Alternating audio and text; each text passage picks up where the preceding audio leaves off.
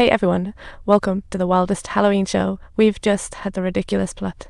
Red ink looked at the machine thinking it was full of candy, but instead, it blew up spectacularly and opened a portal to a parallel universe. Various quirky versions of red ink came pouring out, and I gotta say, the Disney princess version of red ink is absolutely adorable. Guys, think about it. All the other red inks are unique, but they all have one thing in common: they can eat.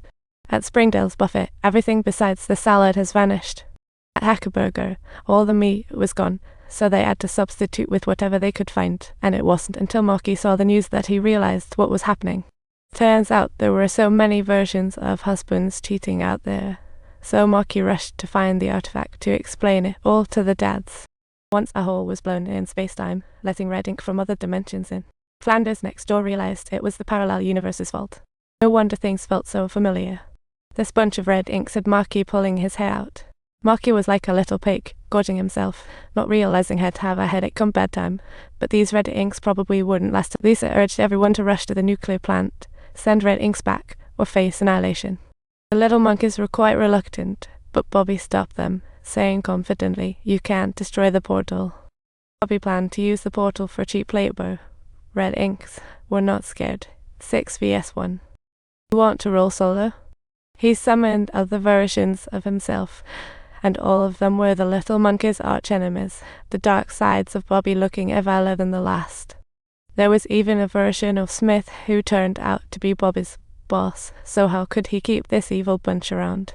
Marky felt completely exhausted, as she had to not only change her groom every day, but also deal with all these issues. The next part of this story is truly a tragic ballad under the moonlight.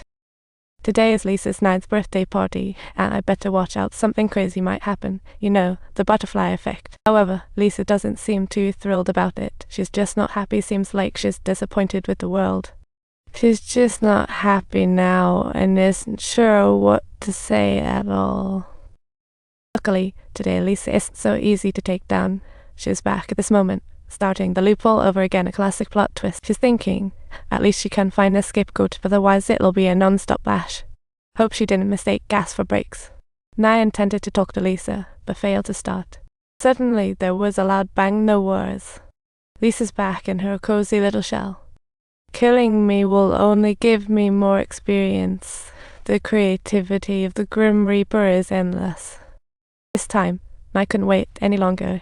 She rushed in to drop the theme on Lisa. Turns out, she feels the cycle too. Lisa said if we work together, we can totally escape, though they are not afraid of death. Deep down, they are a bit spooked. They decided they needed a pro to consult, because who better than someone who knows all about those classic movie death loops? You bet it's the comic book guy telling them time loops are the most complex techniques around. The way to break the loop? Just break the loop. Simple enough. Sounds like an academic talk. They were ambushed on Gill Mountain Road, ready to act. They both knew old Dang was a terrible driver, so the car went careening off the road.